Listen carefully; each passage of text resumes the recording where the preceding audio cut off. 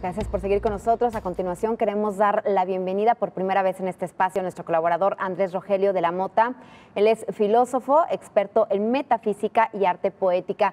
¿Qué tal, Andrés Rogelio? ¿Cómo estás? Muy buenos días. Muchísimas gracias por la invitación. No, al contrario, muchas gracias por estar con nosotros por primera ocasión. Vienes con un tema muy interesante, ¿qué es la guerra justa? ¿Realmente existe la guerra justa? ¿Y qué es lo que dice la filosofía al respecto? Adelante, te escuchamos, por favor. Claro, bueno, en primera instancia, la filosofía tradicional nos ayuda a entender los signos de los tiempos desde lo perenne, es decir, sin centrarnos exclusivamente en lo inmediato.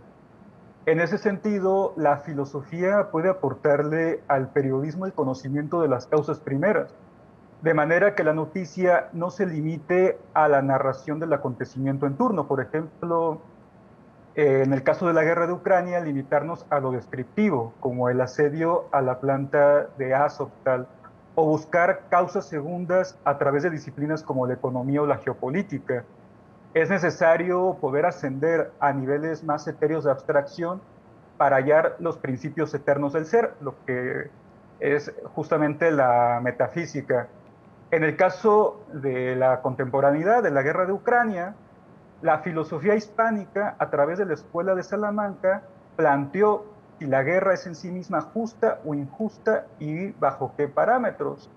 Para ello, me gustaría centrarme en una obra fundamental del fraile dominico Francisco de Vitoria, que se titula Relectio Prior de Indis, Requender Inventis, o Relecciones sobre los indios y el derecho de la guerra, escrita en un lejano 1538. Esta obra es fundamental porque siglos más tarde, ya en pleno siglo XX, el pensamiento de este autor español sirvió para establecer la Convención de La Haya y la Convención de Ginebra. Vamos a concretar, hacer una sinopsis muy sucinta de lo que plantea en este libro. Primero, necesitamos determinar si el colectivo al que se le hace la guerra tiene verdadera titularidad sobre sus bienes, por lo que siempre va a ser injusta una guerra para la obtención de recursos naturales, como el caso de Estados Unidos cuando invade Irak por petróleo. Es un hurto. Segundo, por derecho natural todos los hombres son libres, por lo que la esclavitud en sí misma es injusta. Esto fue fundamental para establecer las leyes de Indias. Cualquier guerra que tenga como propósito esclavizar es injusta. Tercer punto, ni por derecho natural positivo o divino existe un gobernante que pueda adjudicarse titularidad sobre todo el orbe. En el caso del derecho positivo, la ley presupone jurisdicción y nadie puede adjudicarse gratuitamente una jurisdicción, como Estados Unidos en toda su historia de invasiones, genocidios, despojos. O sea, tampoco es una causa justa el deseo de ensanchar el imperio, como hizo Napoleón Bonaparte, o la fama y honor de los generales, que era caso común en la antigua Roma. No puede una nación decir, a ver, yo quiero ahora intervenir en los asuntos de esta potencia soberana. Eso siempre va a ser injusto. Cuarto, nunca es justa una guerra para imponer la religión, y lo está diciendo el pensamiento católico del siglo XVI. Esto es sumamente importante para contrarrestar uno de los tópicos más cacareados por la leyenda negra. ¿Qué es lo que dice la Iglesia? El Papa no es señor civil de todo el orbe, carece de gobernanza sobre los no creyentes. Además, la autoridad temporal del Papa, que efectivamente se le reconoce, está exclusivamente supeditada a la salvación de las almas. Victoria lo va a decir con mucha claridad. Imponer la fe mediante la fuerza es injusto, cruel y sacrílego. Quinto, tampoco es válido tratar de cambiar las costumbres, aunque vayan en contra de la ley natural, mediante la violencia. Sexto, no es lícito matar a los inocentes con intención deliberada, porque el fundamento de la guerra justa es vengar o repeler la injuria, y la injuria no procede de los inocentes. Luego, no es lícito combatirlos. También va a ser injusto, como ocurre con el derecho penal, en el caso de la legítima defensa, responder al agravio de manera desproporcionada. Y aquí es sumamente triste traer a la memoria las recientes guerras en Medio Oriente contra Afganistán, Irak, Siria, donde evidentemente nunca hubo una causa justa y encima se cometieron crímenes de lesa humanidad. Ahora vimos lo injusto. ¿Qué es lo que hace que una guerra sea justa? Porque el sentido de la guerra, como se plantea en la Escuela de Salamanca, es la seguridad y conservación de la República. Como ya dijimos, repeler o vengar una injuria. Bueno, primero, las personas tienen el derecho de emigrar y comerciar. A este título se le denominaba de la sociedad. Entonces, aquí en este título, evidentemente puede haber causa justa si una nación, sin algún argumento suficiente, impide que un pueblo se desplace o establezca comercio, como Estados Unidos nuevamente, con el bloqueo a Cuba o las sanciones injustificadas a Irán. Aquí puede haber una guerra justa. Segundo, el derecho de gente establece que toda persona nacida en un territorio no puede ser despojada de su ciudadanía por motivos étnicos. Es decir, aquí podemos verlo de la discriminación a los pueblos de origen étnico ruso en el Donbass.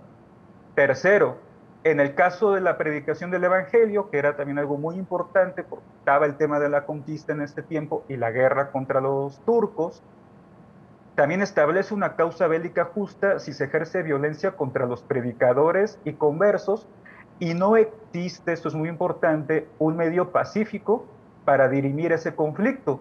Por último, la tiranía de un gobierno o el carácter inhumano de las leyes en perjuicio de los inocentes también puede ser una causa para hacer una guerra justa, como fueron en América los sacrificios humanos y el canibalismo.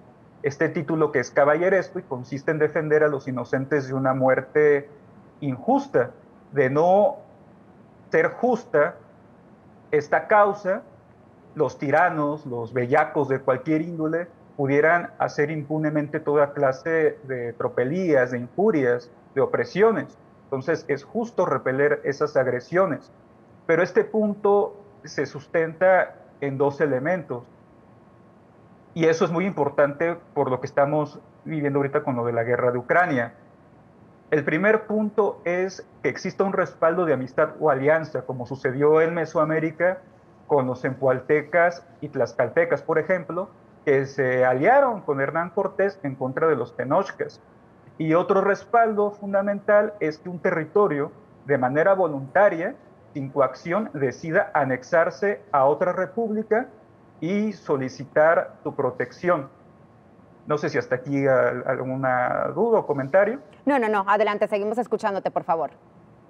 Muy bien, aquí nada más hay que aclarar algo muy importante por cuestión de propaganda, que estamos en chidos, en Occidente. No basta cualquier injuria para declarar la guerra, que eso lamentablemente es un tópico común. Ya dijimos que la pena debe guardar proporción con la gravedad del delito. Para que una guerra sea justa, no es suficiente que un gobierno diga que es justo, como Estados Unidos con los pretextos tan absurdos que estableció para invadir Irak o Afganistán. O sea, no porque Occidente diga que una guerra es justa, significa que es justa.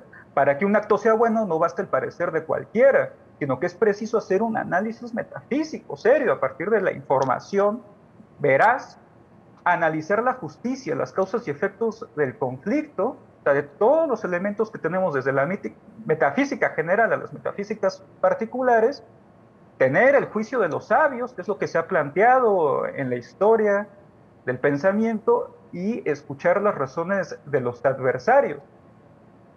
Andrés Ahora, Rogelio, si existe la posibilidad, sí, adelante. Tenemos un minuto. ¿Es distinto los motivos a las justificaciones, por ejemplo, en el caso de Rusia, que pues bueno, dicen que tiene muchos motivos porque de acuerdo a lo que señalan los rusos, estaba habiendo una masacre de prorrusos en la zona del Donbass por parte pues de este batallón Azov, a los que les llama neonazis y demás, además de pues bueno, todos estos problemas que ha habido entre ambas naciones? Muchos dicen, ok, motivos tenía Rusia, pero no justificación. ¿Es lo mismo?